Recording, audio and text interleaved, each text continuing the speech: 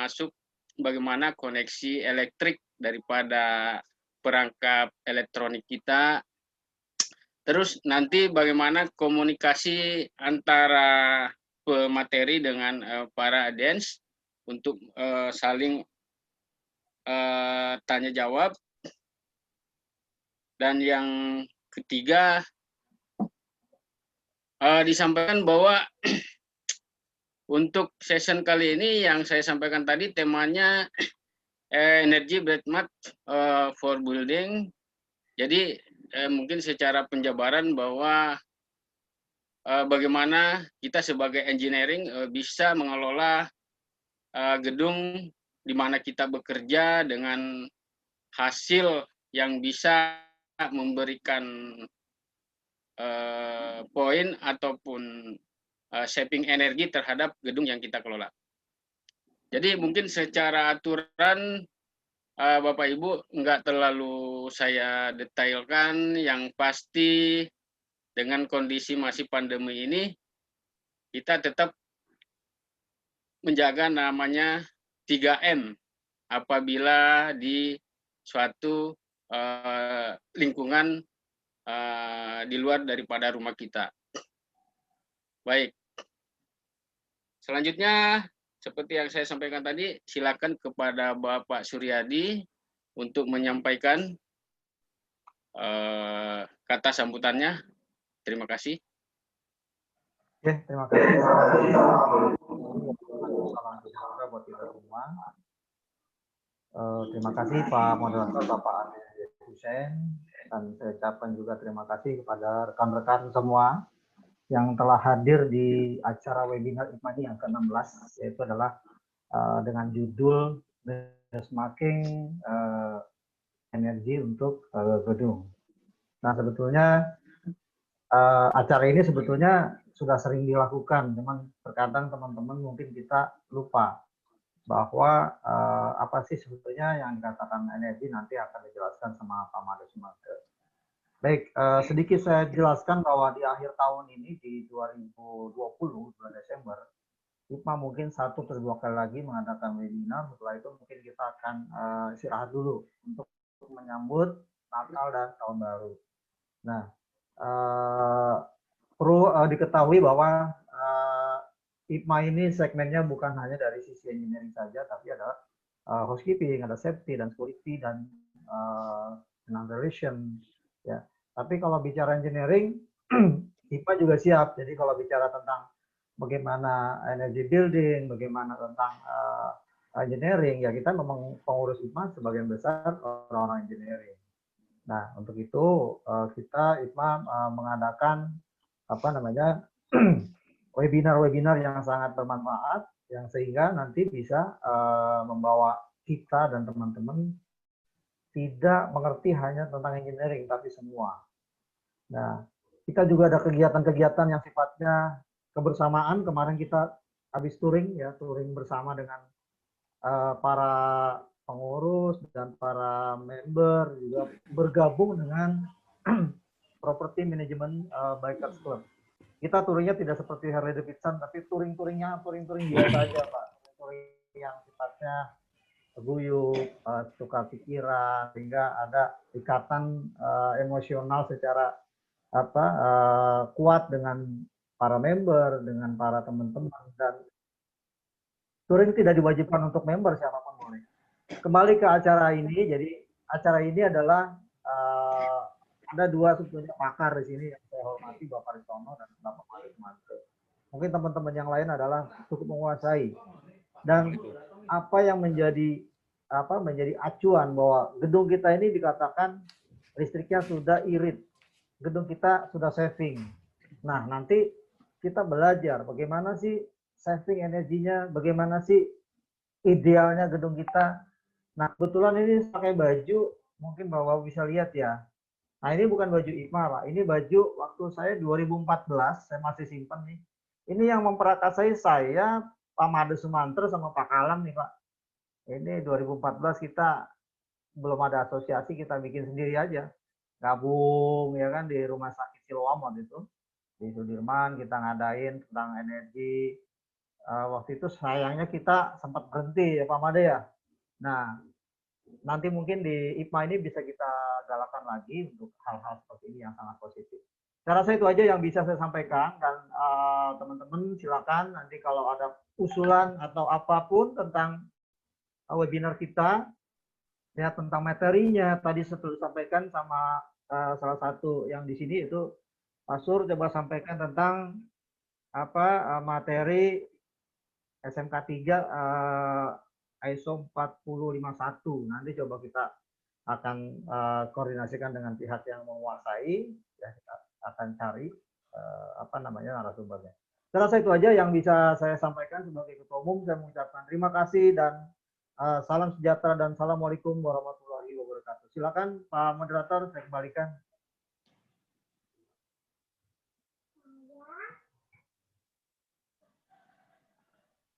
Di mute tuh nanti di mute suaranya.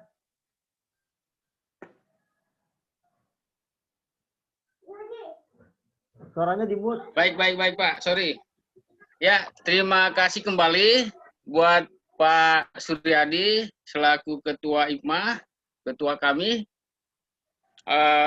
Sebagaimana disampaikan tadi Bapak Ibu bahwa Pak Made ini banyak ilmu-ilmunya yang mulai dari 2014 saya juga sempat ikut di session kelasnya di Rumah Sakit Siloam.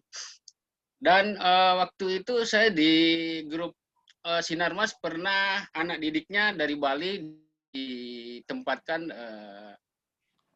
untuk PKL. Jadi Pak Made ini cukup lumayan ilmu di bidang engineering. Baik, jadi untuk kesempatan kali ini membahas masalah energy building yang akan disampaikan sama beliau sekitar 45 menit. Semoga menjadi referensi, menjadi satu power buat ke manajemen, buat kita sebagai engineering agar dapat memberikan sumbangsi ataupun sebagai shaping energi di satu gedung kita. Apakah itu di mekanikal, elektrikal, ataupun di marketing. Baik.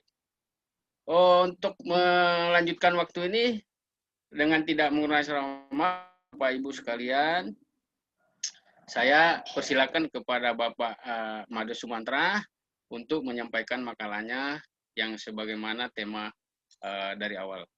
Untuk itu, silakan Pak. Baik, Pak Andi, terima kasih banyak atas waktu yang diberikan kepada kami. Tentunya salam hormat dari Bali. Kebetulan saya berada di Bali sekarang. Pak Suryadi selaku Ketua IPMA dan sahabat saya juga di Jakarta. Pertama senior kami Pak Ristono, itu yang banyak membimbing saya berdiskusi tentang manajemen energi. Tentunya hari ini kita berdiskusi saja Pak, melanjutkan dari apa yang sudah saya laksanakan selama ini. Begitu juga teman-teman semuanya, salam kenal. Ya, perkenalkan kami sebenarnya saya di Jakarta, di Kuningan, di PT Jakarta Setiabudi, tetapi kebetulan ada proyek di Bali satu membangun Andas Bali. Sepertinya sudah selesai sebenarnya. Hotel ini sudah siap diserah terimakan. Karena terjadi COVID, belum bisa dibuka sehingga kita harus menungguin dulu dalam waktu beberapa lama lagi. Mudah-mudahan bisa dibuka bulan April sehingga sekitar bulan Mei kami akan balik lagi ke Jakarta. Nah, tema kita hari ini kan mengenai energy shaping dan energy benchmarking. Melanjutkan yang dulu Pak ya, kita share dulu materinya. Bisa dibuka, Pak Andi? Ya, silakan Pak Adit. Ya. Belum bisa, Pak? Ditunggu Pak.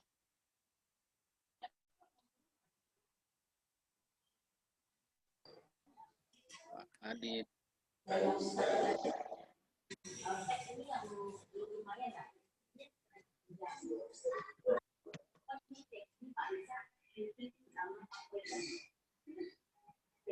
Belum bisa dibuka. Saya nggak bisa nge-share, Pak.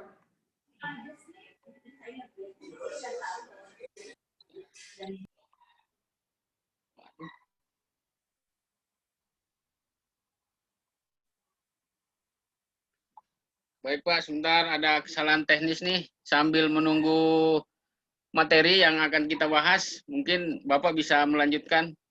Sebentar Pak. Ya, baik-baik. Secara prinsip, bahwasanya di situasi seperti sekarang ini, kami hampir setiap minggu, setiap hari berdiskusi mengenai saving energi, Pak. Karena bagaimanapun juga di musim pandemi seperti ini, hanya hemat energi lah yang bisa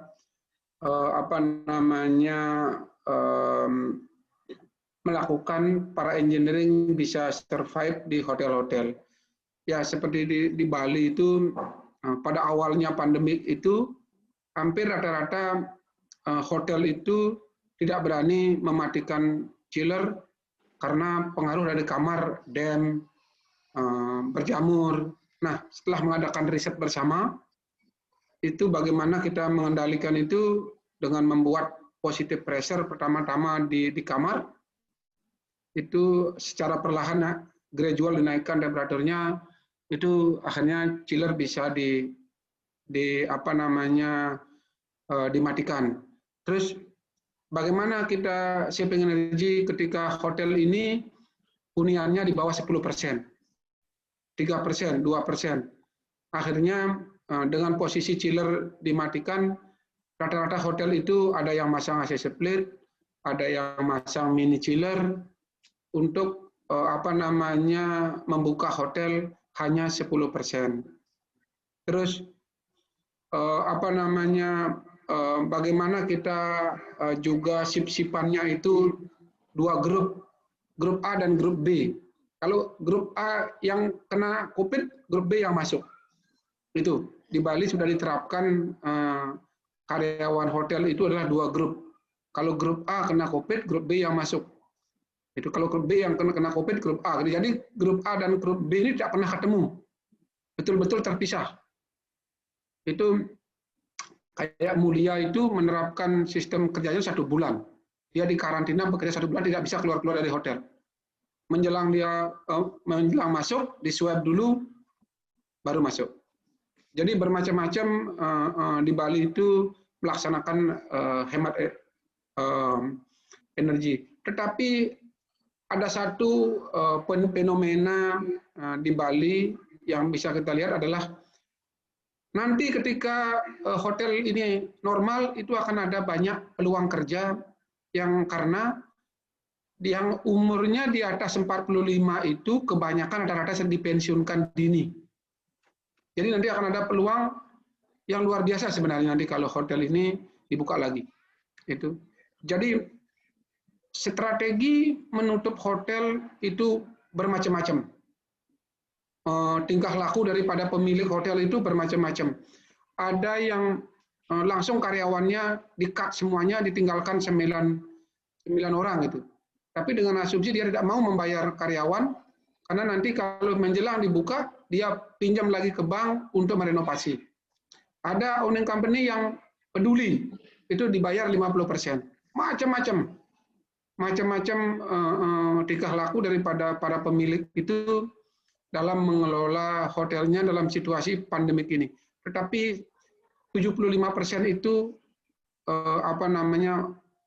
masih mempertahankan karyawannya dengan gaji 50% dan pensiun yang umurnya di atas 45. Tapi ada yang 25% itu langsung nge-cut, tinggalkan 9 gitu. Itu rata-rata daripada tingkah laku kondisi di Bali. Yang jelas di Bali hotel itu belum bisa beroperasional, masih sulit. Sudah bisa nih Pak Pandi? Belum Pak, belum. Dilanjut Pak, maaf. Ya, apa namanya? Terus anak-anak engineering juga banyak juga yang kehilangan pekerjaan di Bali itu. Rata-rata dia sekarang membuka servis AC, instalasi listrik, ke pertanian juga, ke perikanan, jadi nelayan, itu macam-macam supaya bisa survive nih. Di Bali memang benar-benar anak-anak engineering itu, anak-anak perhotelan itu memang kebanyakan memang benar-benar kehilangan pekerjaan, Pak. Terutama yang DW, kerja DW, kontrak, itu memang kalau permanen masih bisa dengan 50%. Tapi kalau yang kerja kontrak itu rata-rata sudah diputus sama kerja harian. Jadi memang pengangguran tinggi sekali, Pak. Itu mengenai saving energy memang PLN Bali menerapkan tidak ada lagi minimum charge. Jadi berapapun terpakai segitu yang dibayarkan. Tetapi ada gejala yaitu kalau trafo dibebani di bawah 10%, itu ternyata terjadi cost-nya jelek di sisi PLN sehingga menyebabkan denda.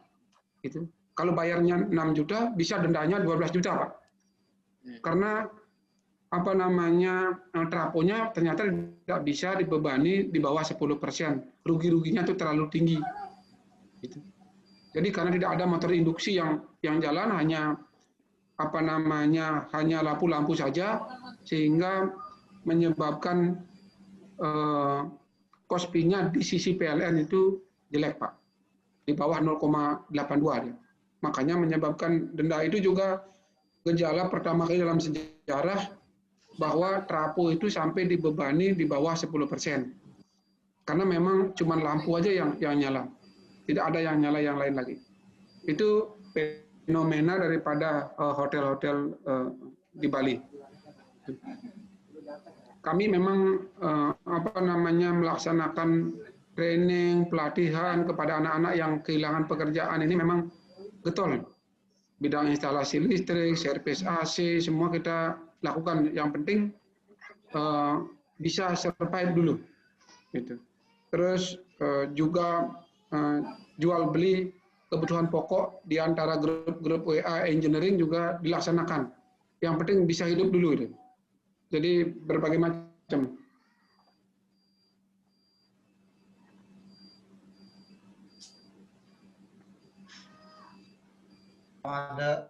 Sudah bisa? Mohon maaf Ya. Pak Made, ini ada sedikit kesalahan teknis nih. Pak Made ada materinya nggak di laptop Bapak sekarang? Ada. Ada ya? Coba Pak Andi atau si Pak Hadid, Pak Made dijadiin admin dulu bisa nggak? Jadi nanti dia bisa buka dari situ. Bisa Pak. Nanti Pak Made buka dari situ aja Pak. Ini ada kendala teknis nih Pak. Sekarang gimana caranya? Dikirim dulu anunya.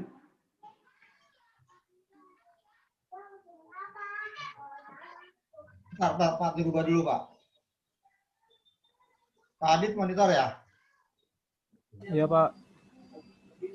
Coba dirubah Pak Made jadi admin. Saya buat host ya Pak. Ya.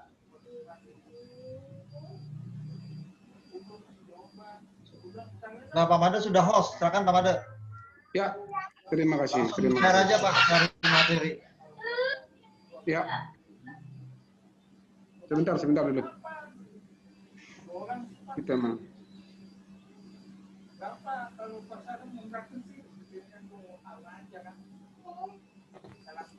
Ya, selamat siang Bapak Ibu. Mohon maaf nih dengan ada kesalahan teknis. Karena pengalaman kemarin emang lebih tertuju kepada pemateri untuk menyampaikan materi-materi yang menjadi pembahasan kita. Nah mungkin karena beliau ini udah senior, kita juga tidak minta yang buat saya sendiri gitu. Di sekretariat ada, cuman belum di-input. Baik, dilanjut Pak Made. Ya. Baik Pak. Sebentar. Ya. Udah keluar? Udah, Pak. Udah Pak. Udah Pak. Oke.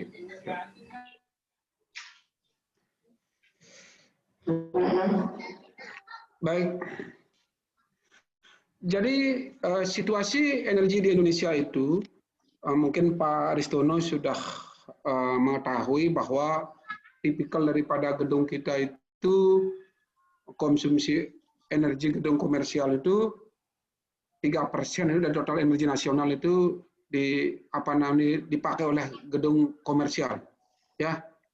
Jadi seperti grafik terlihat di layar, bahwasanya industri, rumah tangga, bangunan komersial, ya kan ya, transport dan lainnya. Ya, ini pemakai situasi energi di Indonesia. Itu ya. Jadi energi di sini ini itu termasuk listrik, LPG dan diesel fuel. Ini dikonversi menjadi KWH. Ya. Ini nah, yang 3% inilah kita berada sehari-hari kita bekerja, bangunan komersial, ya.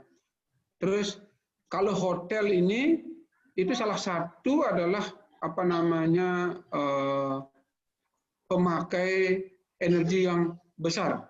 Nah, berdasarkan daripada data, jadi di hotel itu yang tertinggi baik di gedung mungkin ya itu adalah air conditioning.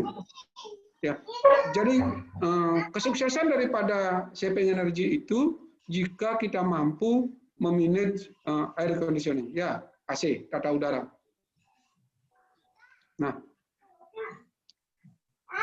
energy index usage hotel di beberapa negara itu menandakan bahwa Indonesia itu masih di 350 ya. Sedangkan negara lain itu sudah kayak New Zealand ini sudah 159 kWh per meter persegi per tahun. Indonesia itu mungkin sekarang sudah dengan Pak Aristono mungkin ikut terlibat di dalam apa namanya penyusunan indeks energinya itu mudah-mudahan sudah bisa di bawah 300. Ya. Jadi bagaimana kita membuat indeks itu, yaitu total pemakaian energi dibagi dengan luas bangunan yang terkondisikan. Dan energi ini, energi listrik dalam KWH, LPG, dan solar total. Ya. Jadi gedung perkantoran itu berdasarkan Peraturan Menteri ESDM nomor 13 tahun 2012 ini, itu menyatakan bahwa yang gedung dikatakan sangat efisien jika pemakaiannya itu 102 kWh meter persegi per tahun. Ya. Tapi kalau boros itu sekarang itu di atas 222. Ya. Ini perkantoran ini ya. Kalau hotel sekitar 350. Ini bagaimana kita bisa membuat ini? Tentunya kita harus tahu luas daripada gedung yang terkondisikan, ya kan, dan total KWH. KWH ini KWH listrik, solar yang dikonversi menjadi KWH, LPG kalau ada dikonversi menjadi KWH, terus dibagi dengan luasan, ya selama 1 tahun. Ya, kalau 1 bulan itu, kalau 102 itu kalau bagi 12 ya sekitar 8 kWh per meter persegi. Ya, jadi bapak-bapak, dulu di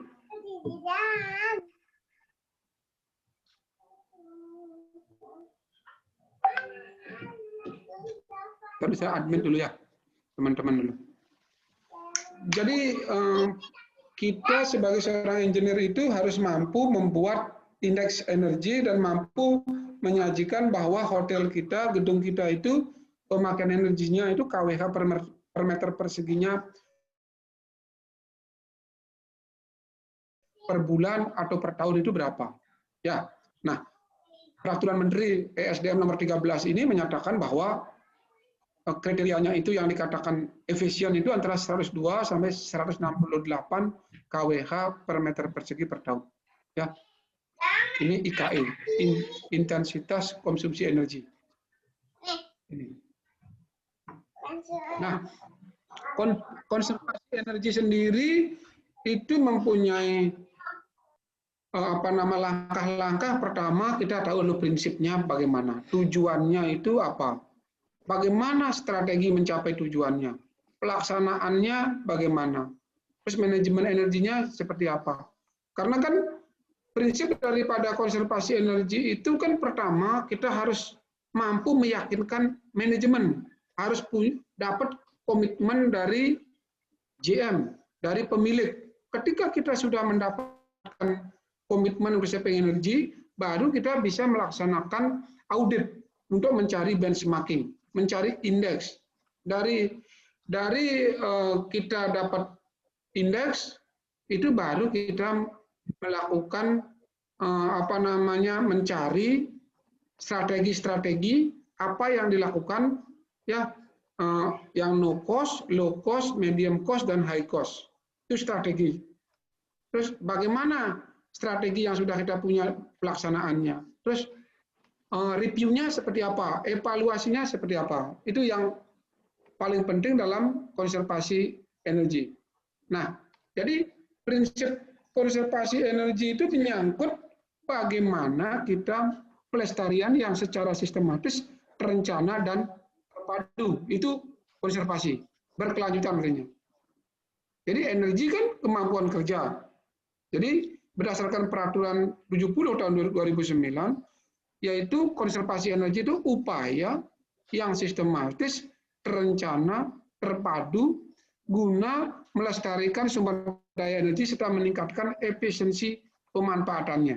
Ya, dari sumbernya dan dari kita-kita yang engineering ini yang memanfaatkan, yang juga harus mengendalikan supaya pemakaiannya seefisien mungkin, supaya lestari kita punya sumber daya alam. Nah, tujuan daripada konservasi energi itu pertama melestarikan sumber daya energi. Yang kedua, pemanfaatan energi yang efisien. Jadi untuk hotel itu, kalau kita tahu itu biaya energinya itu hampir 10-30% dari total GOR, gross operating revenue, dari pendapatan total, ya, atau running cost-nya. Jadi kita harus mempergunakan secara efektif dan efisien supaya kita bisa meningkatkan keuntungan. Itu dari tujuan daripada konservasi energi. Jadi bagaimana strategi kita mencapai tujuan ini? Tentunya semua komponen, ya kan ya, pemerintah selaku regulator yang memegang kebijakan itu juga harus berperan, ya kan, mengeluarkan peraturan-peraturan, sanksi-sanksi itu untuk gedung-gedung yang tidak melakukan manajemen energi. Sebenarnya ada mungkin nanti Pak Aristono bisa menambahkan bahwa seharusnya setiap gedung itu harus punya energy manager. Itu sama dengan K3. Sekarang K3 kan digalakkan setiap gedung harusnya punya K3. Kalau tidak punya K3 tidak bisa ngurus SLF umpamanya. Tapi di energi ini belum ada peraturan yang mengikat. Itu kalau sebenarnya energy manager itu disamakan dengan K3, dimasukkan dalam SLF, saya yakin semua gedung akan punya energy manager, pada akhirnya bisa melaksanakan saving energi sesuai dengan tujuannya. Ya, itu pemerintah sebagai instrumen kebijakan dan regulasi. Dia akan mengeluarkan, dan yang kita berada adalah di pemanfaatan energi yang efektif, efisien. Ya, itu. Kadang-kadang kan regulator itu kan seperti kuda kan dicambuk itu. Kalau tidak dikasih sanksi, kadang-kadang tidak mau melaksanakan. Kan ya? Kadang-kadang perlu diumpan, perlu dicambuk. Jadi pelaksanaannya konservasi energi itu yaitu penyedia energi, pengusahaan energi. Nah, kita berada di mana? Di nomor 3, pemanfaatan energi. Ya kan ya, penyedia energi kan PLN, umpamanya gitu kan dia. Nah, nomor 4, konservasi sumber daya energi. Jadi, kita sebagai pemanfaat energi itu wajib melakukan konservasi energi melalui manajemen energi. Biasanya kan undang-undangnya sekarang itu bagi pengguna energi itu 6.000 POE, ton of equivalent, atau 11,63 megawatt hour. Ini. Ya. Jadi manajemen energi menurut Permen ESDM nomor 14 tahun 2012 itu seyogianya kita itu harus ada. Ya, Pak Made, mohon maaf, bisa di open videonya biar. Oh, iya. Maaf ya, dilanjut Pak. Ya, sebenarnya di sana ada menunjuk manajer energi, ya kan ya. Dan ketika mengikuti Permen ESDM nomor 14 itu tahun 2012 itu setiap gedung itu harus menunjuk manajer energi, menyusun program konservasi energi, melaksanakan audit energi secara berkala, ya kan ya, memberikan rekomendasi, ya kan ya, melaksanakan konservasi energi ke pemerintah sebenarnya itu. Tetapi kan selama ini belum berjalan. Yang berjalan kan K3-nya yang harus kita laporkan. K3 sama lingkungan. Ya, mudah-mudahan saya berharap manajemen energi itu juga dilaksanakan seperti K3. Jadi yang pertama yang diperhatikan untuk saving energi adalah sebenarnya kan yang paling besar itu selubung bangunan. Ya, selubung bangunan ini. Apakah konservasi energi yang dikatakan bagus, apakah banyak pohonnya atau banyak kacanya? Kayak gitu ya. Itu selubung bangunan itu. Ya, karena menyangkut heat transfer. OTTP nanti. Ya, ini selubung bangunan. Jadi selubung bangunan ini adalah elemen bangunan yang melingkupi bangunan, dinding, jendela, pintu, atap, dan lantai. Jadi sangat mempengaruhi selubung bangunan ini, sangat berpengaruh.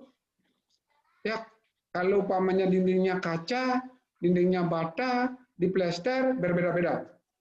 Ya, kalau kacanya double, kalau atapnya genteng, diisolasi atau tidak, itu beda. Jadi ini selubung bangunan itu jadi artinya apa?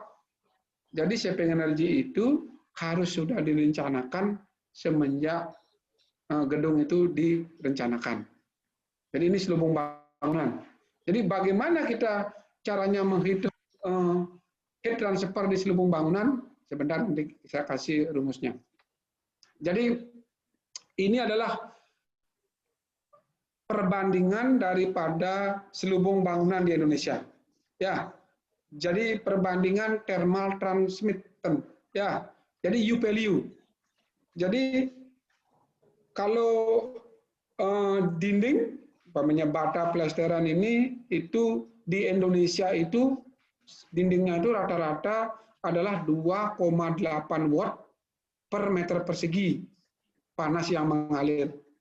Kalau di Inggris itu 0,7, bayangkan itu. Jadi di dindingnya itu dikasih lagi pelapis itu supaya tidak banyak panas yang mengalir. Kalau jendela itu, jendela ini kaca itu hampir 4,3 watt. 4,3 watt kalau di BTUH-kan itu, BTUH itu kan 3,412 BTUH setiap watt. Itu panas yang mengalir. Jendela. Kalau pintu 3 watt per meter persegi Kelvin. Atap itu 5,1. Bayangkan di Inggris ini, jadi kalau atap ini ya, umpamanya di Indonesia kan cuma genteng saja. Kalau pamannya di Inggris mungkin dikasih super insulation ini. Ya kan ya? Sehingga menyebabkan heat transfernya itu rendah dia. Itu. Ya. Jadi di Indonesia itu berdasarkan SNI 036382.000 ini, konservasi energi selubung bangunan gedung itu OTTP-nya itu lebih kurang sama dengan 25 watt per meter persegi. Ya, ini. Jadi selubung bangunan di Indonesia itu masih para kontrak arsitek itu masih belum memperhatikan bahwa betapa selubung bangunan itu penting. Karena dari selubung bangunan itulah panas itu mengalir ke ruangan. Sehingga di sana akan membutuhkan energi yang besar untuk mengkondisikan gedung tersebut. Nah, jadi beban termal, biasanya seorang konsultan itu akan menghitung U value. Ya, ini rumus daripada beban termal bangunan dari selubung bangunan. Ya, jadi Q ini dalam BTUH. Ya, U value. U value kan yang tadi, watt per meter persegi. Ya, dikali dengan A luas. Luas dinding. Terus delta T-nya ini adalah perbedaan temperatur di luar ruangan dengan target. Target di dalam ruangan itu umpamanya di luar 30, di dalam ruangan umpamanya targetnya 25, nah selisihnya itulah dikalikan. Jadi semakin kecil luasnya itu dia panas yang mengalir juga semakin kecil. Dan kalau semakin kecil juga U value-nya, watt per meter perseginya juga akan semakin baik. Ya, ini. Kalau besar. Jadi ini adalah rumus untuk beban termal selubung bangunan. Jadi kalau kaca, jadi kan U value kaca dikali luas kaca dikali dengan beda temperatur di luar gedung dengan target, inilah total. Berapa total panas yang mengalir setiap jam, ya, BTUH. Jadi OTTP di Indonesia itu kan rata-rata ini kan sekitar di atas 25 ya. Jadi ini memang masih besar karena di Indonesia itu banyak memakai kaca. Itu yang menyebabkan U value-nya itu masih besar-besar. Jadi ini teman-teman kalau pamannya rumus ini Q sama dengan U value terus luas sama delta T biasanya untuk menghitung beban AC. Jadi kalau AC itu kalau di hotel itu yang di tengah, di pinggir itu harusnya berbeda. Yang menghadap ke barat, menghadap ke utara, ke selatan itu berbeda U value-nya. Jadi beban termalnya itu antara yang di tengah dengan yang di pinggir itu harusnya berbeda. Tapi kadang-kadang konsultan disapu rata sehingga yang di pinggir-pinggir tidak dingin. Atau yang di pinggir dingin, yang di tengah terlalu over capacity. Itu biasanya terjadi. Ini adalah rumus daripada beban termal untuk seluruh selubung bangunan. Jadi prinsip dasar konservasi energi itu pada selubung bangunan yaitu menurunkan OTTP. Ya kan? U dikali dengan delta T dan memperkecil luas selubung bangunan yang terbuka ke luar. Jadi bagaimana kita memperkecil OTTP ini? Strateginya adalah ada yang dengan vegetasi, ya, menaruh kebun, kolam air, air mancur, fountain itu adalah vegetasi, ya kan ya, menghalangi panas untuk masuk ke gedung. Jadi dikasih kolam, ada yang dikasih air mancur, ya, air terjun, itu kan ya. Jadi terus yang kedua untuk memperkecil ODTP itu minimalkan beban transmisi termal dari luar, lapisi tembok dengan bahan isolasi.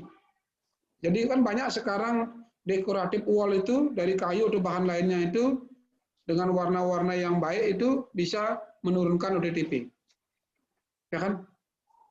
Gunakan jendela dengan reflektor panas, double glazing. Ya. Rasio jendela diminimalkan. Jadi semakin kecil jendelanya semakin baik. Gunakan shading, tirai, blind, ya kan ya. Ini adalah cara-cara kita menurunkan daripada ODTP, overall thermal transmitter. Jadi ada juga yang mengurangi beban termal dengan atap dikasih tanaman, ya kan? Ya kan ya itu. Ya. Nah, jadi yang pertama itu contoh aplikasinya itu adalah ini seperti di rumah Turi ini, Eco Boutique Hotel ini banyak dikasih tanaman nih, tanaman, ya kan vegetasinya. Terus ini dengan adanya tanaman itu mereka bisa heat transfernya itu bisa kecil karena dihalangi oleh pohon ini, ya pohon-pohon ini, ya kan? Microclimate system, passive cooling. Nah, ini. Terus ini hanging garden di Ubud ini kan di tengah hutan ini. Jadi dengan tanaman-tanaman ini bisa menurunkan udara luar sampai 7 derajat Celcius ini. Dingin. Ini hanging garden ini dia berada di daerah perbukitan yang banyak dihalangi oleh kebun-kebun. Jadi konsep daripada energy saving itu kita juga harus punya toolnya, Pak. Ini ada alat-alat meter yang fungsinya untuk audit, ya, untuk membuat benchmarking. Jadi konsep daripada penghematan itu yaitu bagaimana kita mengendalikan KWH. KW dan H. Karena kalau kita mengendalikan KW, berarti kita perlu cost, ya cost yang low cost, medium cost, high cost. Kalau H-nya itu lebih kepada no cost, karena perilaku daripada orangnya, waktu operasinya. Kalau kita bisa memperpendek waktu operasinya dengan KW yang tetap, itu bisa kita saving, atau KW-nya kita turunkan, hanya tetap juga saving, tetapi kita perlu modal. Ya, jadi penghematan itu secara total itu bagaimana kita menurunkan KW atau menurunkan H. Tetapi kalau kita turunkan H-nya di awal, itu cenderung adalah cost. Contohnya, umpamanya yang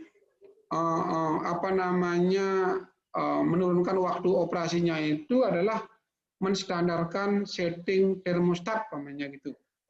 Yang tadinya umpamanya tidak beraturan, ada yang 19, ada yang 21.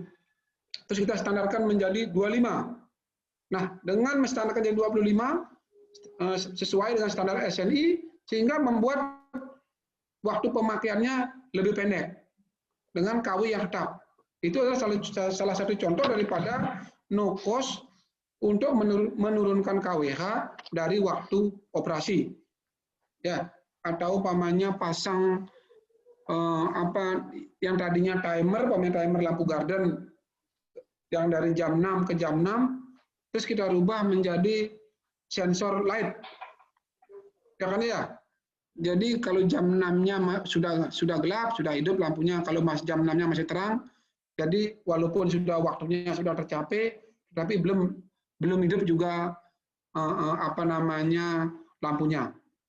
Ya, itu adalah salah satu contoh daripada kita menurunkan waktu operasi. Jadi kuncinya daripada saving energy itu adalah di KWH ini.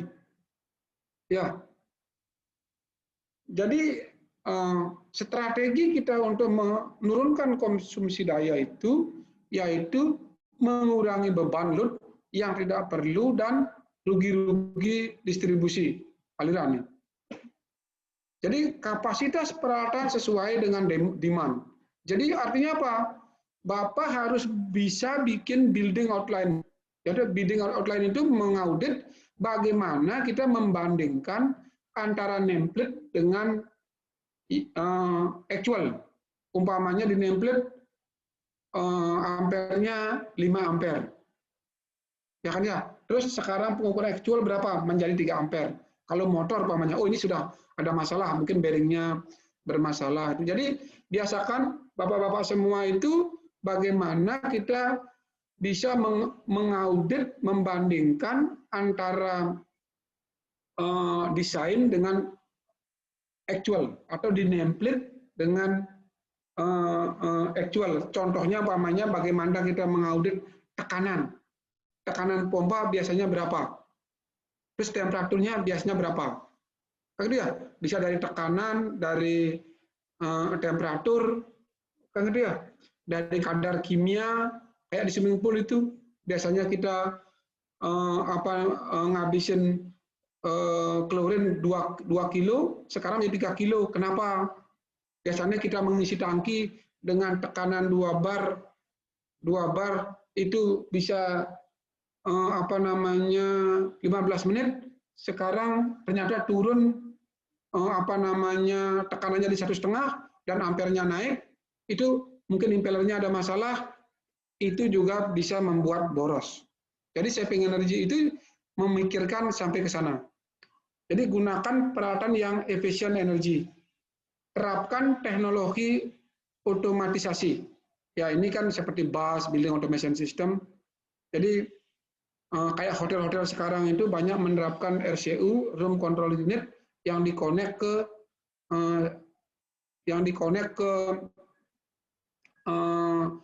Chronovis, ya kan ya, yang dikonek ke sistem hotelnya. Ketika tamu check-in baru AC-nya hidup, kayak seperti telepon itu. Jadi melakukan perawatan dengan benar dan teratur. Jadi setting parameter operasi sesuai dengan standar dan kebutuhan. Instalasi peralatan sesuai dengan standar dan spesifikasi. Jadi ini instalasi peralatan sesuai dengan standar ini kan umpamanya contohnya kalau pompa itu harus pakai flexible joint, ya dipakai. Karena kalau tidak dipakai kan getar, dia akan menaikkan ampernya. Jadi itulah standar-standar sesuai dengan spesifikasi. Kalau umpamanya AC harus divakum, ya divakum. Jadi strategi kita mengurangi waktu operasi seperti KWH itu kan ya, itu mematikan peralatan yang tidak digunakan. Terapkan teknologi otomatisasi, smart controller. Teman-teman sudah mengerti lah ini. Setting parameter sesuai dengan operasi standar. Jadi kita harus bisa melakukan audit energi untuk kita mampu membuat benchmarking agar bisa membandingkan antara nameplate atau desain dengan actual, supaya kita mampu menunjukkan status energi saat ini. Karena bagaimanapun, kalau teman-teman juga masuk ke suatu hotel yang baru bekerja sebagai pimpinan, yang dikatakan berhasil, seberapa jauh bisa mengontrol energi dan mengontrol komplain. Kan itu sebenarnya. 2 itu barometernya. Kalau kita bisa menurunkan komplain di hotel atau di gedung dan menurunkan energi, itu bisa dikatakan sukses. Nah, jadi aplikasi strategi konservasi energi pada operasi gedung itu, ada kan yang kita harus mulai dari yang energi signifikan, ya seperti AC. Jadi yang kedua adalah prinsip-prinsip konservasi energi pada sistem tata udara ini. Yang signifikan ini kan tata udara. Ya, jadi di AC ini. Itu yang paling signifikan, hampir 60%. Di sanalah yang kita harus lebih diperhatikan. Jadi pengguna energi gedung itu atau hotel itu kan hotel, inn dan restoran itu kan ini hampir di,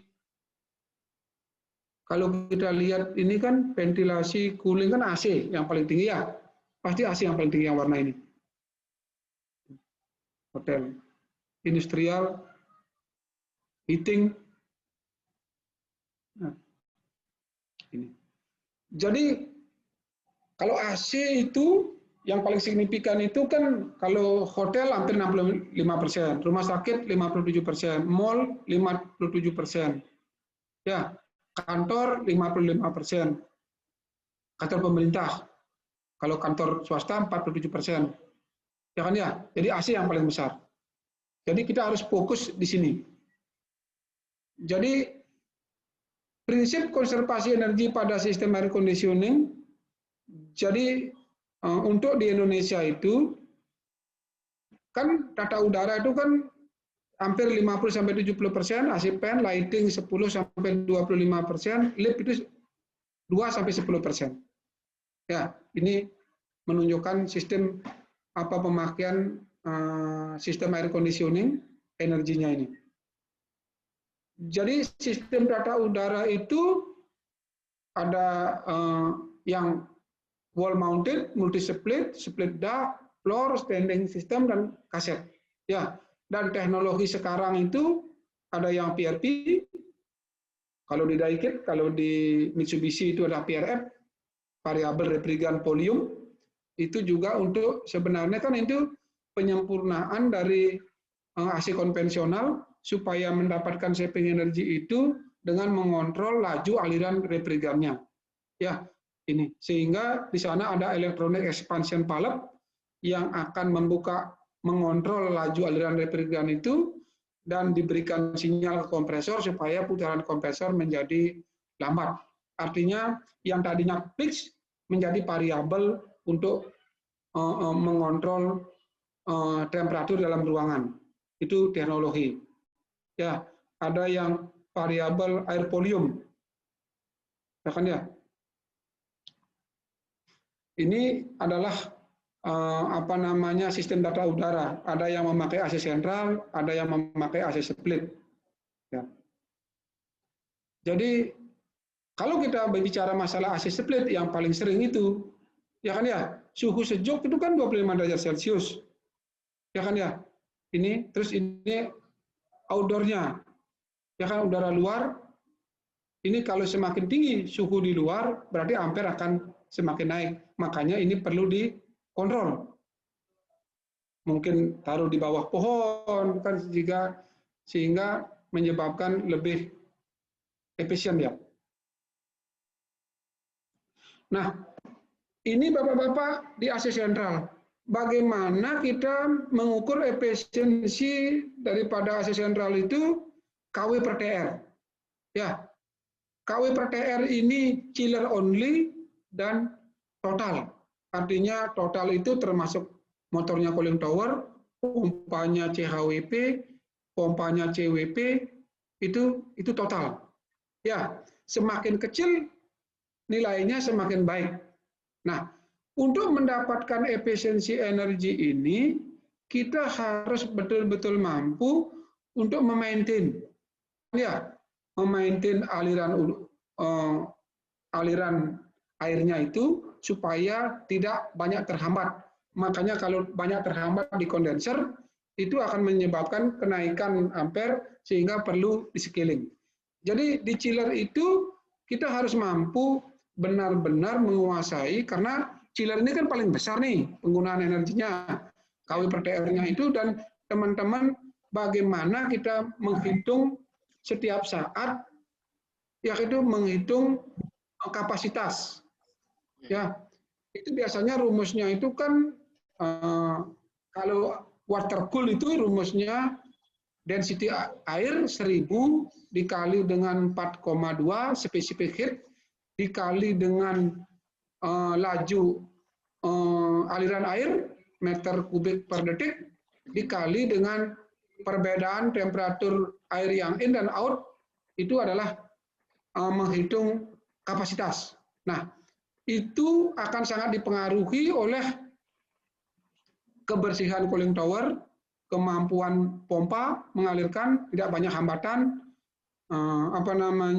juga kemampuan chiller dalam beradaptasi dengan sistem-sistem pompa. Karena bagaimanapun juga yang sekarang itu teknologinya ada yang memakai sequencing. Ya, bagaimana kita men-sequencing kebutuhan pompa, kebutuhan chiller, kebutuhan cooling tower itu di sequencing. Karena kan untuk saving energy itu kan rumusnya itu kalau umpamanya di sisi chillernya itu, chiller water pumpnya itu kan 1 TR sama dengan 2,5 JPM. Itu rumusnya, rule of thumb-nya. Kalau di kondenser kan 3 JPM. Jadi ketika beban-beban di kamar-kamar itu turun, banyak nutup, supaya bisa saving. Jadi ketika kapasitas chiller menjadi umpamanya ini 400 TR, itu harus ketika dia berjalan 200 TR 50%, pompanya pun juga harus 50%. Sehingga pompa itu biasanya dipasangin PSD, variable speed drive. Itu biasanya dikontrol oleh BAS, Building Automation System.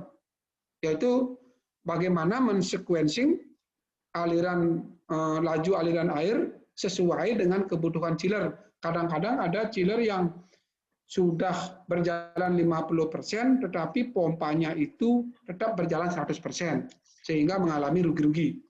Itulah keunggulan daripada sequencing ketika chiller itu dijalankan dengan building automation system. Nah, jadi strategi-strategi yang lain itu adalah dengan mengurangi beban dan rugi-rugi, seperti dibilang tadi itu, penerapan konservasi selubung bangunan, mematikan peralatan AC, ya kan ya, ini membungkus pipa dingin di chiller itu juga benar-benar harus dilaksanakan dengan baik karena supaya tidak terjadi dingin yang hilang. Ya, terus hindari adanya trap udara dalam sistem pipa air di chiller itu. Jadi kapasitas dari pemilihan AC untuk ruangan dengan tinggi dan sampai 4 meter itu dikatakan baik, efisien jika 300 BTU per hour per meter persegi. Kan rule of thumb-nya kan 600 tuh. Ya kan ya? Kalau dihitung secara tepat dengan memakai rumus tadi Q sama dengan U value dikali dengan luas dinding dikali dengan delta T, itu akan mendapatkan ini tergantung daripada selubung bangunannya. Kalau sampai bisa mencapai di bawah 458 itu sangat efisien. Kalau masih di atas 600 berarti boros. Jadi selubung bangunannya itu masih perlu dilakukan perbaikan. Ya, jadi rumus Q sama dengan U value dikali dengan luas A dikali dengan delta T itu akan menentukan hasil daripada berapa sebenarnya BTUH per meter persegi. Nah, terus jadi ini adalah chiller. Ya, chiller dikatakan efisien, ada yang ngomong umpamanya 0,65 kW per TR. Itu artinya apa? Artinya pemakaian listrik setiap ton ini kan 12.000 BTUH. Jadi kalau 0,65 berarti 650 watt setiap 12.000 BTUH. Jadi kalau umpamanya sekarang ada chiller yang 0,48 itu luar biasa. Kan sama dengan orang EER, Energy Efficiency Ratio. Itu BTUH dibagi dengan watt. Ya, semakin besar nilainya semakin baik. Ketika kita memilih chiller, itu perhatikan sekali KW per tonnya nih. Ya, KW per ton. Kalau semakin rendah, kalau sekarang kan ada yang sampai 0,48. Chillernya saja. Kalau ditambah dengan cooling tower, ditambah dengan pompa-pompa itu menjadi sekitar 0,65 lah total. Kalau chillernya bisa 0,48 ini, sangat efisien. Ada brand-brand tertentu nih yang sudah bisa mencapai 0,48, 0,5 gitu. Kalau sampai 0,8 boros. Ya, ini yang di pasaran antara ini. Ya, COP-nya. Ya, boros sama efisien di Indonesia nih. Jadi kalau teknologi itu ya kita tentunya tahu sendirilah aplikasi BMS, Building Management System, penerapan variable speed drive. Ini adalah saving energy. Ini ada juga yang cogeneration yang sekarang itu. Jadi cogeneration itu heat dan power. Jadi kalau gensetnya yang mengeluarkan panas itu disuruh manasin air jadi steam. Steam itu dipakai untuk AC yang yang non kompresor, ya itu yang apa istilahnya ya, lupa saya nama AC-nya yang non kompresor itu, ya cogeneration ya. Ini terus ada yang menerapkan energy storage, berarti di siang hari dia dingin terus disimpan, ya kan ya, pada saat beban puncak chillernya dimatikan, air dingin ini yang dijalankan. Ya, ini.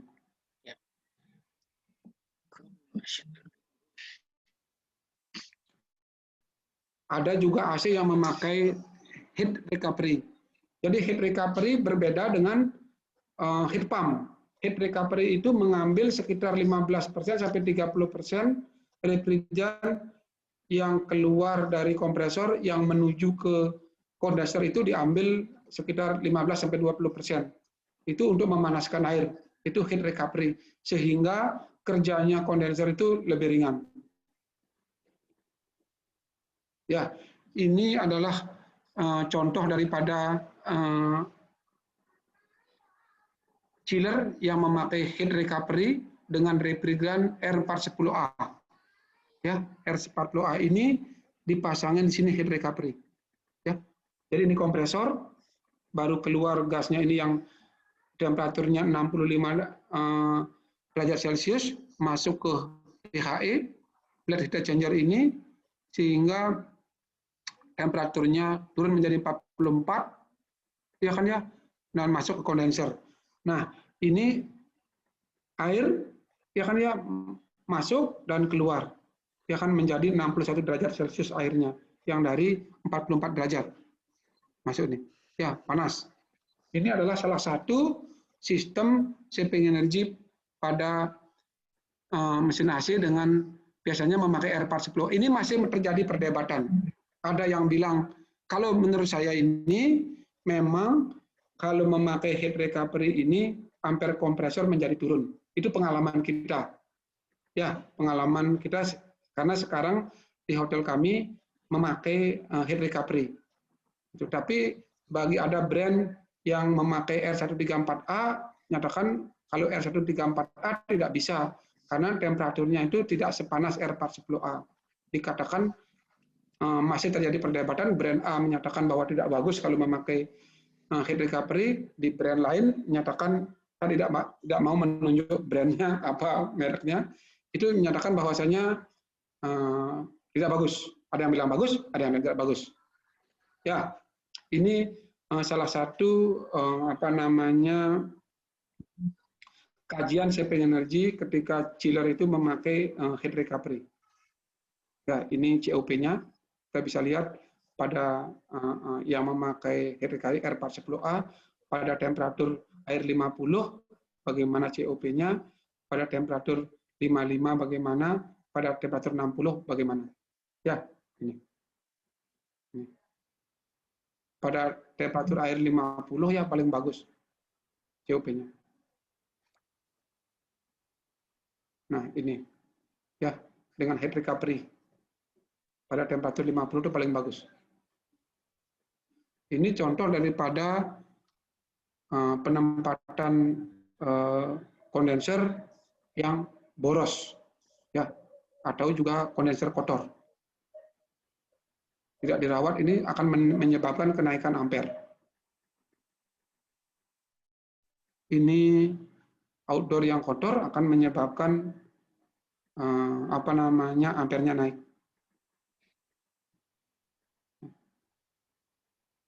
Kalau dia bersih, dia akan ampernya turun menjadi 4. Contohnya kan 4,6 jadi 4,3. Ini ya, ini adalah kalau kita ada kondenser yang efek kurang perawatan, ya kan ya, ini di nameplate-nya 4,6 itu, ya kan ya, nih, ya kan ya, ya kan, di nameplate-nya 4,6 terukur 5,2, jadi ini kotor. Ini kondenser kotor penuh dengan skill dan chiller. Ini juga akan membuat kenaikan pemakaian energi. Ini efek daripada kurangnya perawatan pada AC. Ini adalah standar suhu menurut SNI ini 639211 itu adalah temperatur bola kering, TBK inilah 25 derajat Celcius plus minus 1,5 dengan RH 60%. Kalau ini ASRAI, kita mengacu ke SNI aja. Ini makanya dari penerapan setting temperatur itu kita sudah mendapatkan saving energi yang no cost. Jadi ini adalah kondisi tidak nyaman, ya kan? Suhu ruangan 16, terlalu dingin juga tidak nyaman, panas juga tidak nyaman. Ini setting temperatur yang tidak benar, 16 derajat Celcius, harusnya 25. Ini ya, ini terlalu tinggi, bukan salah nih, terlalu tinggi, ini harusnya 25, 27. Jadi ini penempatan AC yang salah. Ini juga buat boros energi. Ini juga yang salah. Benar. Nah, ini saya akan contohkan satu benchmarking hotel. Nah, pertama teman-teman adalah membuat indeks atau sebuah, sudah kelihatan nggak ini ya Pak? Indeks ya. Ini format daripada kita mau membuat benchmarking di hotel. Pertama kita harus tahu dulu konsumsi energi. Konsumsinya itu berapa kWh. Umpama contohnya 1.340 kWh. Kosnya berapa? 1.500.000. Air berapa? 38,7 meter kubik. Kan ya? Kosnya berapa? Terus kita harus tahu juga hotel revenue-nya berapa pendapatannya. Umpamanya 10 juta. Jumlah kamarnya berapa? Yang available berapa? 134. Yang terjual berapa? 121. Itu hampir 90%. Gasnya berapa? 238. Total area yang terkondisikan itu berapa? 3.393 meter persegi. Ini data-data yang kita harus cari tiap hari. Terus cooling degree hari ini berapa? Temperatur maksimum hari ini ditambah temperatur minimum dibagi 2 dikurangi 18. Itu adalah cooling degree days. Kenapa kita perlu menghitung cooling degree days ini? Karena seperti yang tadi saya bilang, pemakaian energi kita kan 60% itu adalah AC. Dan AC itu banyak dipengaruhi oleh faktor udara luar. Faktor udara luar dan selubung bangunan. Ya kan, karena heat transfer ke dalam itu ditentukan oleh cooling degree. Jadi kalau umpama contohnya ini 32 maksimum hari ini temperaturnya, ini bisa dicari di internet. Jadi ketik umpamanya Tangerang, berapa maksimum hari ini, berapa minimum. Terus itu dijumlahkan, dibagi 2, dikurangi 18, ya kan ya. Ini dapatnya 10,5. Jadi semakin tinggi nilai ini, semakin banyak energi yang dibutuhkan untuk mengkondisikan satu ruangan. Karena Kenapa kita perlu cooling degree? Karena ketika terjadi penurunan tingkat hunian, gedung, hotel, itu tetapi listriknya naik, itu hanya bisa dijawab dengan data cooling degree. Ya teman-teman ya, itu pentingnya cooling degree. Nah, kalau di Bali itu contohkannya itu bulan Juli Agustus namanya masih normal itu listriknya huniannya penuh, tetapi bayar listriknya rendah. Tetapi begitu kita pindah ke November, Desember, ke Januari, tingkat huniannya lebih sedikit, tapi energinya lebih besar. Itu karena pengaruh daripada temperatur udara luar. Ini cooling degree days. Cara mencarinya ini paling penting ini. Ya. Terus jumlah tamu. Ya kan ya? Dari jumlah tamu yang tahu kita ini, baru kita membuat indeksnya ini. Ya, indeks tamu. Indeks tamu gimana? KWH per gas. KWH-nya kan sudah tadi. Ini. Jumlah gasnya berapa? 238. Kalau itu dibagi, berarti hari ini KWH per gas itu adalah 6. Ini kan KWH per gasnya ada 6. Rupiahnya berapa? Rupiah per gas 6.345. Jadi hari ini itu setiap tamu yang menginap itu pemakaian listriknya adalah energinya ini itu adalah 6.345 kWh. Jika di dalam kamar itu ada 3 orang, umpamanya gitu, ada 2 orang, double single, ya tinggal dikalikan. Jadi energi itu lebih baik diukur adalah per gas. Kalau di hotel itu. Karena kan bisa triple, bisa single huniannya itu nih. Ya. Nah, ini terhadap room available. Room available itu room yang ada. Kan dari 100 berapa jumlah kamarnya? 134. Ini. Ya. Ini. Room available. Ini room sold. Room yang terjual. Ya kan ya? Room yang terjual. Pasti lebih besar. Ya kan? Dari room available. Ya. Terus ini area. KWH per meter persegi. Jadi KWH per meter persegi ini untuk siapa? Biasanya untuk owning company. Untuk owning company. KWH per meter persegi ini untuk pemilik ketika membangun hotel itu semakin baik alat-alatnya yang dibeli, itu yang alat yang efisien, KWH per meter perseginya ini akan semakin bagus. Itu pakai acuan untuk ketika membangun lagi. Tetapi untuk operasional JM itu yang dicarilah KWH per gas, ya kan ya, rupiah per gas untuk marketing ini, rupiah per gas ini untuk marketing. Ketika menentukan harga itu dipakainya adalah rupiah per gas.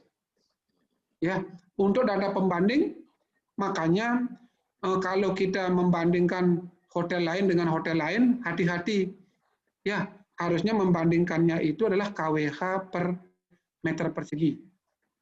Karena kalau KWH per room, kan luas kamarnya itu berbeda-beda.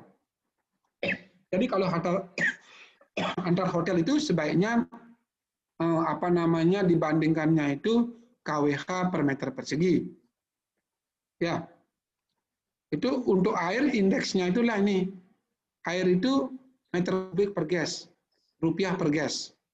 Nah, ini meter kubik per room available, room sold. Terus sampai ke ini area, luasnya itu meter kubik per meter persegi. Nah, termasuk juga nanti kita harus cari tahu juga kita punya meeting room enggak, berapa jam dipakai. Karena meeting room ini mengukurnya itu adalah dengan lama waktu pemakaiannya. Karena nanti kalau biasanya kalau punya meeting room itu nanti FD-nya itu biasanya ke PEX, ke restoran. Ya, terus okupansinya berapa? Ini 90,3%. Nah, ya. Jadi ini adalah salah satu benchmarking energi untuk room. Nanti kita akan punya untuk kitchen. Kalau kitchen biasanya per PEX. Ya kan ya? Itu. Kalau umpamanya meeting room per hour, berapa lama dia dipakai. Umpamanya di spa per pax. Gitu. Jadi biasanya yang di hotel itu kan meeting room per guest, dan kitchen, F&B per pax. Ini salah satu daripada kita buat energy management untuk hotel. Kita harus mampu menyajikan ini supaya tahu persis bagaimana posisi energi kita hari ke hari, terus kita jumlahkan selama 1 tahun. Ketahuanlah berapa KWH selama sebulan dan 1 tahun. Nanti dengan secara otomatis kita akan tahu KWH per meter persegi, dan kita bisa bandingkan dengan peraturan pemerintah. Kita berapa KWH per meter persegi dalam setahun dan sebulan, tiap hari. Ya, ini adalah contoh manajemen energi. Kalau di audit itu ini contohnya. Audit ini kan kita harus tahu equipment-nya, umpamanya motornya. Lokasinya di mana? Di basement. Aset registernya berapa? Umpamanya 01A 2015. Standar kerjanya berapa? 5 bar. Voltasenya berapa? 380. Ampernya 5. Pospi-nya berapa? 0,9. Efisiensinya berapa? 0,8. KW-nya berapa? 3 KW. Running hours-nya berapa? 24 jam. Kalau 24 jam kan 72 KW kan, kalau dikalikan. Tarifnya berapa? 1.200.000. Totalnya cost-nya berapa? Ini perhitungannya seperti ini.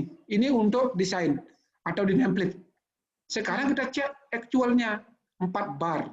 Oh, ternyata sudah mengalami penurunan. Yang standar 5 bar, sekarang 4 bar. Voltasenya 400. Ampernya 6. Ya, pospi-nya terukur 0,97. Efisiensinya 0,7. KW-nya setelah dihitung ternyata 4. Padahal 3 ini. Karena ampernya naik. Running hours-nya 24 jam. Totalnya segini. Jadi bayarnya berapa? 2,7. Harusnya 2,0. Jadi varian berapa? 710. Inilah kita harus lakukan perbaikan saving energi. Mungkin dengan mengganti bearing atau impellernya bermasalah. Nah, ini adalah salah satu contoh daripada benchmarking, membandingkan antara template desain dengan actual. Jika ada selisih, itulah potensi yang bisa kita harus hemat. Ini harus dibikin untuk seluruh equipment. Nah, seluruh equipment nih. Ini bisa dibikin seluruh equipment. Nah, dari semua ini baru kita lari ke report.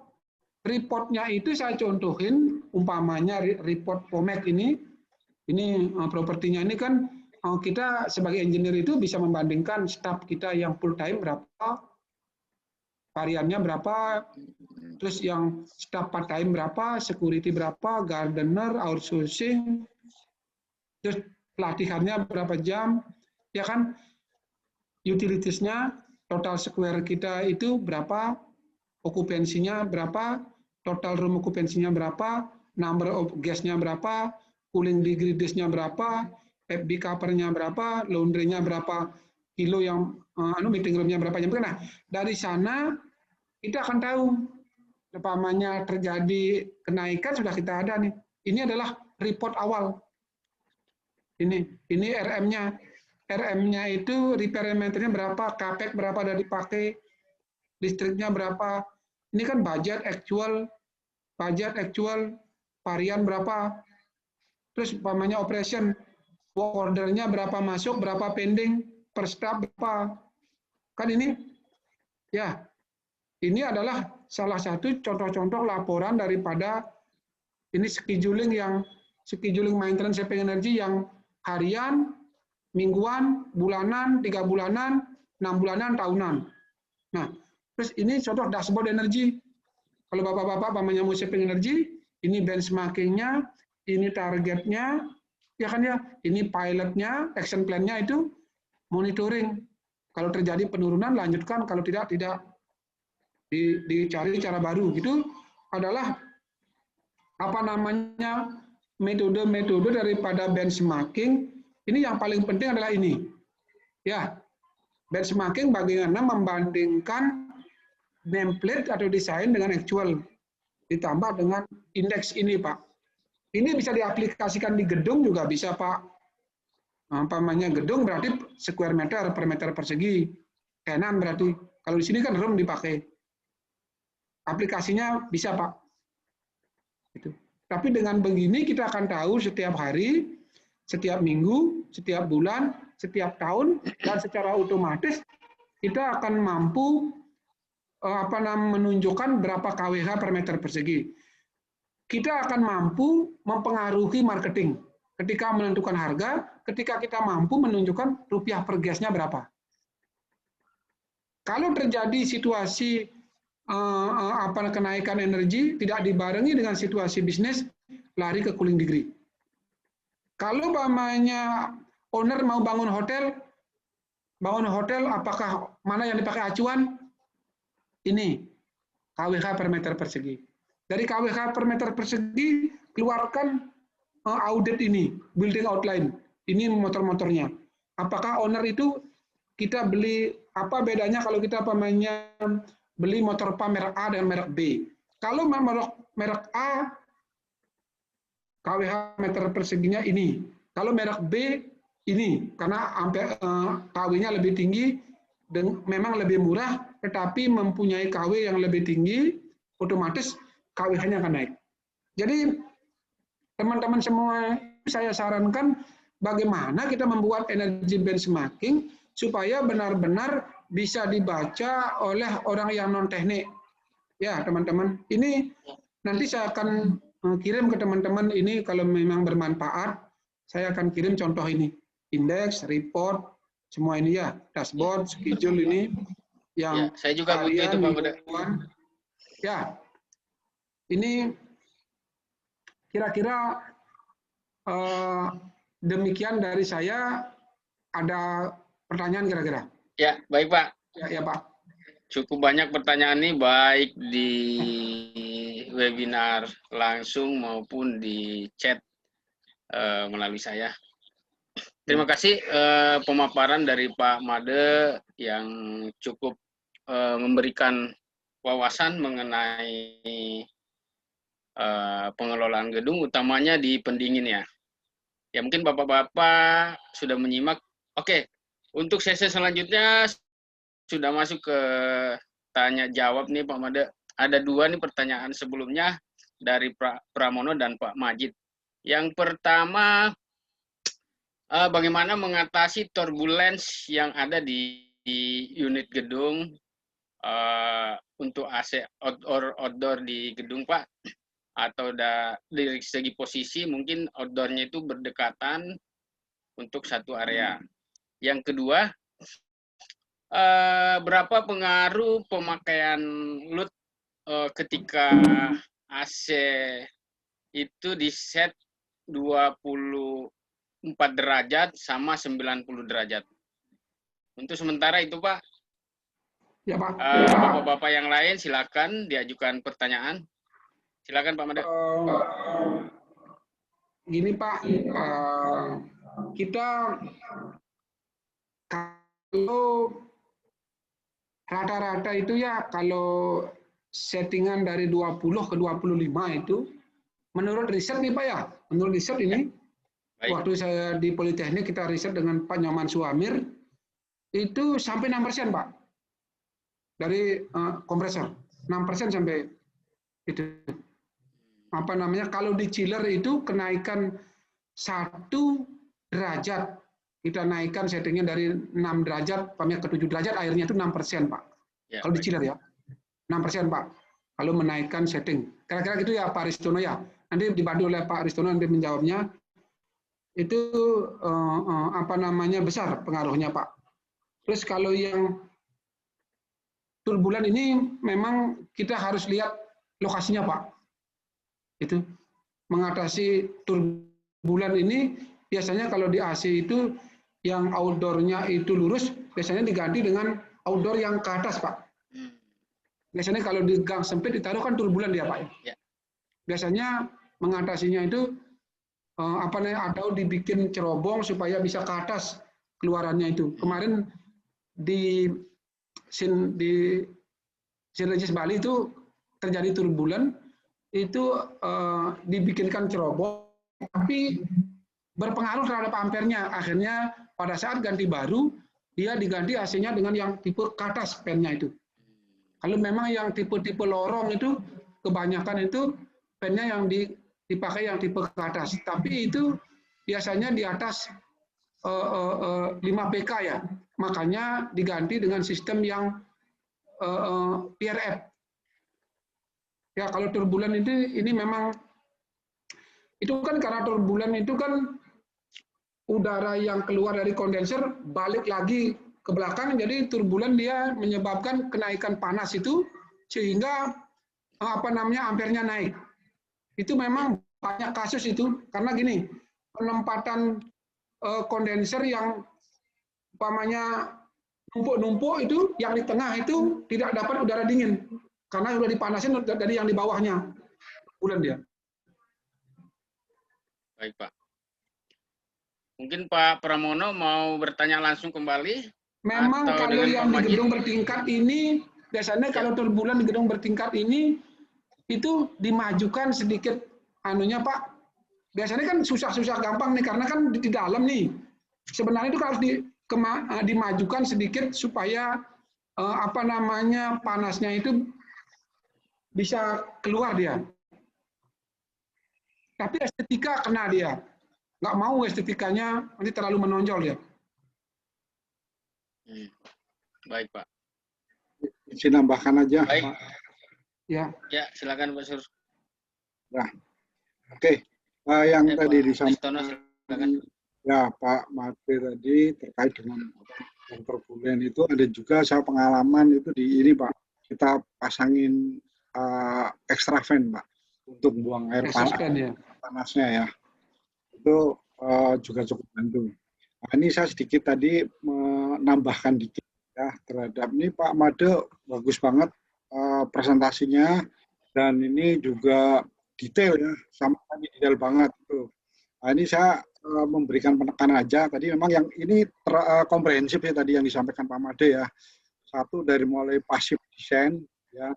Jadi bagaimana karena beban panas itu sebenarnya tadi yang OTTV itu tadi itu paling gede itu OTTV. Makanya tadi sudah disampaikan tadi bagaimana menciptakan microclimate ya, microclimate itu dengan tumbuhan, vegetasi, kolam renang, atau mungkin sekarang juga ada model natural ventilation juga, kemudian orientasi ke arah timur baratnya benar diperhitungkan. Mungkin sedikit share juga mungkin di tempat kami salah satunya itu kacanya itu pakai low glass Pak. Jadi dia ada ininya walaupun bening tapi dia low efisiensi, low emission gitu. Nah, terkait dengan tadi yang PP 10 dari Pak Toto itu nanti akan direvisi Pak, yang tadi 6.000 TOE akan menjadi 500 TOE. Ini 500 TOE nanti jadi semua gedung itu yang seperti Pak Made bilang, saya juga pengen harapkannya apa, seluruh gedung itu harus ada energi manajernya sama auditor energi. Nah ini nantinya tidak akan 6.000 TOE, kalau 6.000 itu bisa mungkin Green Indonesia aja nggak masuk gitu, yang masuk ada industri ya. Nah nanti dengan 500 TOE nanti mudah-mudahan semuanya akan mulai diketatkan masalah tentang energi itu. Terkait dengan energi audit, tadi sebenarnya yang penting poin yang tadi itu kalau di green building itu Pak Made istilahnya itu adalah retro commissioning. Retro commissioning itu apa? Pengecekan terhadap peralatan-peralatan yang ada, baik pengukuran terhadap pompa, kemudian chiller. Jadi nameplate-nya berapa, kemudian kita ukur tadi itu udah sangat detail gitu loh. Saya juga sudah melakukan beberapa kali ya Pak, melakukan audit ini terhadap AC khususnya. Terutama saya yakin nih kayak gedung misalnya especially yang kantor dan mall yang menggunakan chiller water ya, aku di especially di chiller water ya, budget water itu saya yakin mungkin bisa minimum 5 sampai 15% atau 20% itu udah di tangan. Dengan apa? Dengan fine tuning. Fine tuning itu tadi dengan pengecekan saja. Jadi istilahnya tidak perlu investasi. Jadi itu ada di apa namanya, fine tuning itu cukup dengan tadi melakukan yang tadi dilakukan itu bisa. Permasalahannya adalah knowledge ya. Nanti perlu bagaimana kita mengukur tadi GPM-nya gimana, ya, kemudian temperatur setting dan sebagainya. Itu apa namanya bisa dilakukan. Terus mungkin pakai nanti Pak Suryadi, tolong nanti mungkin perlu juga ngecek ke gedung PU Pak. Gedung PU itu dia itu green building platinum ya. Itu kalau saya indeksnya 100 berapa gitu. Itu bagus, itu dia ada nanti ke sana atau mungkin ke Unilever Pak. Unilever, karena aku udah ngecek semuanya tuh. Itu bagus ininya, inovasinya. Kemudian yang tadi yang masalah energy storage itu sebenarnya kayak di Margo City itu udah modelnya ini Pak, energy storage pada waktu beban puncak dia nyiapin energinya, begitu beban puncak dirilis, sehingga itu bagus lah ya. Jadi ada ini. Kemudian juga tadi heat recovery juga saya sudah pernah dengan perusahaan Jepang dengan model heat recovery yang tadi Pak Made itu sudah ada. Cuma kemarin masalahnya di investasi yang tinggi ya. Jadi kita nggak berani. Kemudian kalau tadi terkait dengan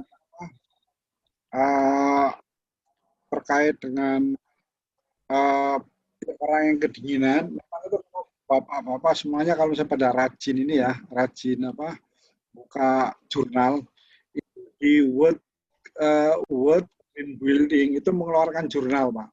Kalau orang kedinginan juga ininya turun, produktivitas. Kalau kepanasan lebih turun lagi. Gitu. Itu ini sangat menarik lagi. Nanti kalau misalnya nanti next sesi, kalau ini kan sudah teknis ya. Nanti mungkin kalau nanti ada waktu saya juga tentang ISO 50001 Pak. Itu teknisnya bagaimana energi audit gedung ini bisa berjalan dengan baik. Itu apa? Baik, itu Pak. Ada di ISO 50001. Oke, nanti tambahannya Pak. Silakan. Terima kasih. Ya, baik Pak. Terima kasih untuk tahaman dari Pak Ristono. Jadi lumayan cukup. Ini ada pertanyaan dari Pak Okta sama Pak Agus nih Pak Made. Jadi Pak Okta ini mempertanyakan apakah sistem distrik cooling itu untuk satu area akan lebih baik dibandingkan tiap building harus satu mesin pendingin atau chiller. Yang dari Pak Agung mengenai pandemi, chiller di off, jadi yang terjadi sirkulasi alami di dalam ruangan, apa mungkin dia mall atau properti yang lain. Tapi apakah FCU-nya tetap harus running begitu Pak? Pak Made? Made? Kemana nih? Oke, baik. Ya. Itu tadi, baik Pak Andi, yang Pak Agung yang mengenai positive pressure ya. Saya jawab yang Pak Agung dulu. Ya, silakan. Yang Pak Agung dulu, saya share satu.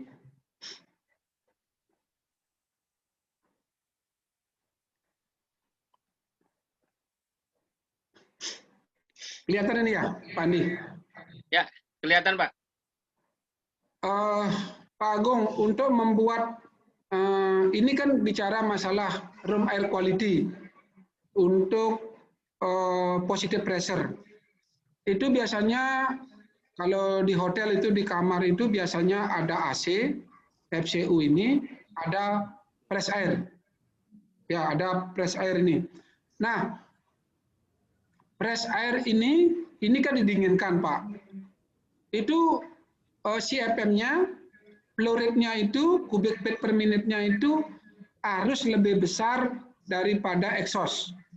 Nah, contohnya di sini ini, itu press air, ya Pak ya, ini press air yang mendinginkan udara luar itu dari 30 pamannya itu kan ya menjadi 21.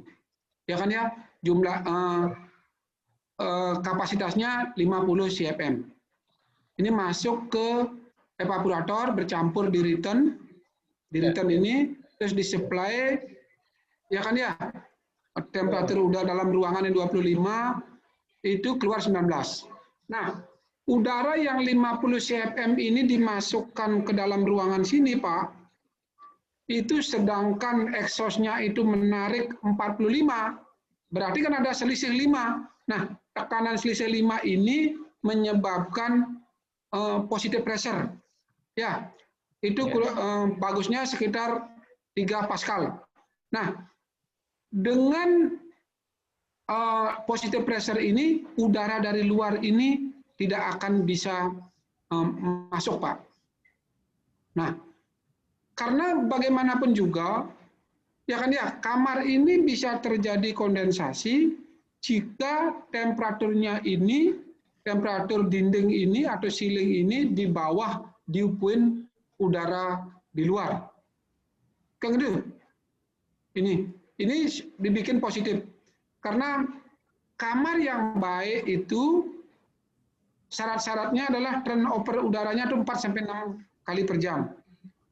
Temperaturnya adalah sekitar 25 derajat Celcius plus minus 1,5. RH-nya 60%, kecepatan udaranya itu 0,2 meter per detik. Ya kan ya?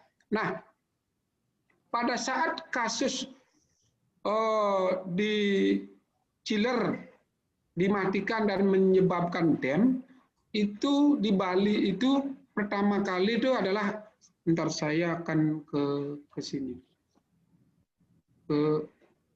Dulu. Di apa namanya psychometric chart.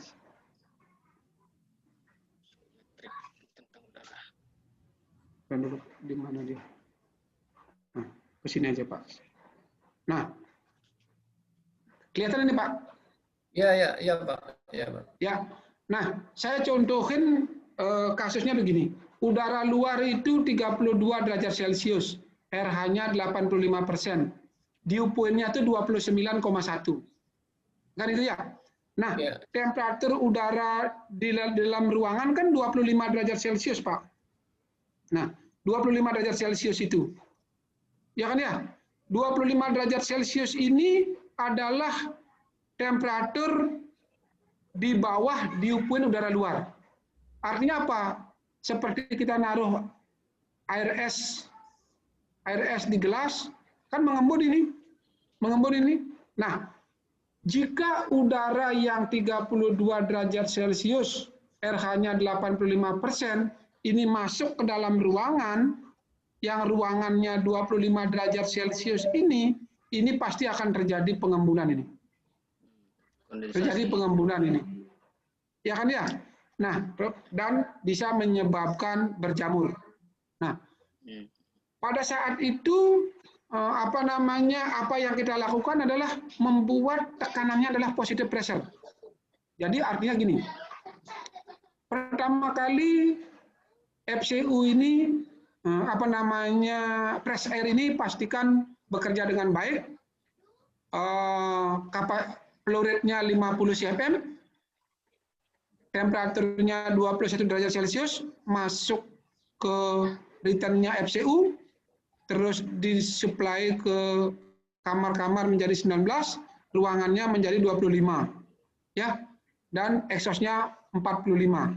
Jadi ada positive pressure sekitar 5 CFM. Jadi tekanan udaranya itu keluar dia. Tidak masuk. Jadi menghalangi udara yang temperatur tinggi dan RH tinggi masuk ke dalam ruangan. Ya kan, masuk ke dalam ruangan. Sehingga tidak akan terjadi kondensasi dengan mempertahankan press air. Nah, dari temperaturnya 25 ini secara perlahan dinaikkan dulu menjadi 26. Temperaturnya 26. Naik dari 26 satu hari, besoknya naikkan 27. Itu, naikkan 27. Ya kan ya? Terus sampai 29 dalam waktu 3-4 hari. Begitu dia 29 temperatur di dalam ruangan ini, artinya temperatur sudah sama dengan di udara luar, walaupun masuk ke dalam ruangan ini tidak akan terjadi kondensasi. Ini kan di ilmu psikometrik chart. Nah, setelah temperaturnya ini 29, baru bisa dinyatakan ini bisa dimatikan AC-nya, fresh air dimatikan, sudah itu housekeeping-nya setiap 2 hari sekali membuka jendelanya supaya sama dengan udara luar, sehingga tidak akan terjadi perbedaan temperatur dan tidak akan terjadi kelembaban, dan syukurlah tidak akan terjadi damp. Nah, itu pada saat di awal-awal pandemi di Bali, karena kejadian di awal itu adalah mematikan chiller dalam situasi temperatur dinding di dalam ruangan ini masih temperaturnya di bawah dew point. Inilah secara perlahan kita kita naikkan. Kan gitu ya. Jadi sebenarnya sebuah ruangan, sebuah hotel dikatakan bagus air quality-nya ini, kualitas udaranya itu jika turnover udaranya itu 4-6 kali, temperaturnya 25, RH-nya 60, kecepatannya udara di atas kepala itu 0,2 meter per detik. Nah, positive pressure-nya itu sekitar 3 Pascal. Kadar CO2-nya itu di bawah 1000. Tapi ingat ya, fresh air ini penting untuk menjaga CO2. Karena ketika kita bernapas, kan mengeluarkan CO2. Itu harus diganti lagi oleh fresh air, dimasukkan O2, ya kan ya, dan dibuang oleh exhaust fan CO2-nya ini. Karena kan banyak kasus terjadi, orang meninggal di dalam hotel itu, mati lemas itu, karena pengaruh kadar CO2. Seperti kita di Jawa, kepercayaan di Jawa, di Bali, itu di bawah beringin banyak orang mati lemas. Itu ada hantunya, ada gininya. Bisa kasih sajen. Itu sebenarnya kan karena di pohon besar itu di bawah itu CO2, di atas itu O2. Makanya kalau orang berteduh di bawah pohon beringin, kekurangan oksigen, mati lemas. Itu kan makanya pohon-pohon besar di Jawa atau di Bali itu selalu dikasih sesajen bahwa ada hantunya. Padahal itu sebenarnya hanya menghindari supaya orang tidak ke sana, karena di sana ada penipisan daripada oksigen. Jadi baik, Pak, betapa pentingnya daripada room air quality. Makanya nanti pada seminar yang akan datang, nanti saya akan membawakan room air quality. Ini baik, Pak. Soalnya ada beberapa slide ini. Ya, contoh-contohnya. Ini. Terima kasih banyak Pak Made. Ya, oke. Baik Pak Made. Ya. Terima kasih penjelasan. Yang lain apa nih, ya, Pak? Pertanyaan masih banyak sebenarnya pertanyaan nih Pak Made yang ingin kita bahas. Cuman waktu kita terbatas dari sistem juga, jadi mohon maaf. Mungkin akan session berikutnya atau kita akan share di grup IPMA. Jadi mohon maaf Bapak-bapak sekalian yang sudah memberikan pertanyaan, kita akan rangkum dan nanti di akhir acara dan progres kita akan kita sampaikan. Ya, Pak. Ya, saya Pak. nanti, Pak. Akan kita share di grup. Jadi session kita ini sudah berakhir jelang 5 menit nih Pak Made. Ya, Pak. Jadi saya juga sebenarnya tidak terasa nih Pak, karena saya juga ya mungkin operate chiller gitu kan, AC termasuk budgetingnya. Jadi tidak terasa banget ini. Semua menyampaikan ya, baik di grup. Ya. Pak, saya mohon maaf karena di online ini kurang. Nanti mudah-mudahan kita balik ke Jakarta, pandemi hilang, kita benar-benar kita bisa live langsung, Pak. Lebih anu. Baik, Pak. Karena di online ini kayaknya agak susah-susah gampang nih, Pak. Ya, Baik, Pak. Ya. Baik, Pak. Jadi sessionnya kita udah di final nih. Jadi mohon maaf, Siap. Saya mewakili manajemen. Terima kasih kepada Bapak Pembina IPMA. Ketua IPMA, di sini ada Pak Suryadi, kepada Pak Made Sumantra, terima kasih waktunya dan ilmunya, dan semua bapak-bapak baik yang direksi sampai ke tim engineering, tidak mengurangi rasa hormat. Kesimpulannya dari penyampaian Pak Made, kembali ke gedung kita masing-masing, mungkin lebih intinya ke SLF. Di SLF itu kan ada bagaimana fungsi gedung kita, terus persyaratan bangunan, keselamatan, kesehatan, dan kemudahan dalam perawatan dan pemeliharaan. Ini yang kita mungkin preventif dan maintenance. Baik Bapak Ibu, sekali lagi saya mewakili manajemen, terima kasih waktu dan kesempatannya dapat bergabung, dan kami membuka sebagai pengurus IPMA, mudah-mudahan Bapak Ibu bisa bergabung sebagai member untuk dapat share ilmu-ilmu yang ada di gedung untuk semua bidang dari level HRD, marketing, apalagi engineering.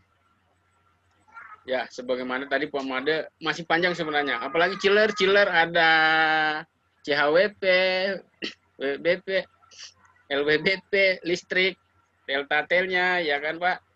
Masih banyak sebenarnya Pak, bagaimana perhitungan untuk scaling, apa segala macam. Jadi, sekali lagi, ini session kita sudah berakhir. Nanti makalahnya akan saya share ke grup IPMA. Sekali lagi terima kasih buat Bapak-Bapak. Semoga apa yang kita dapatkan hari ini bermanfaat dan saling membantu. Jadi saya sampaikan terima kasih. Assalamualaikum warahmatullahi wabarakatuh. Terima kasih Pak. Terima kasih Pak Made. Selamat menikmati.